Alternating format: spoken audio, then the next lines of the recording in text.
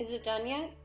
How to use a food thermometer to safely cook different cuts of meat, poultry, fish, and more. The basics. Food thermometers ensure that meat, poultry, and other foods are cooked to a safe internal temperature. To use, always insert into the thickest part of the meat or dish, away from any bone, fat, or gristle. For turkey and chicken, they should always reach 165 degrees Fahrenheit before it is safe to eat.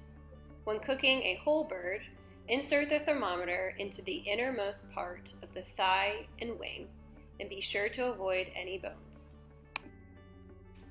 Hamburger should always reach 160 degrees Fahrenheit before it is safe to eat. This includes any mixtures using ground beef or pork. Pork should always reach 145 degrees Fahrenheit before it is safe to eat. Fish should always reach 145 degrees Fahrenheit before it is safe to eat. Insert the food thermometer into the thickest part of the fish when it is opaque and flakes easily.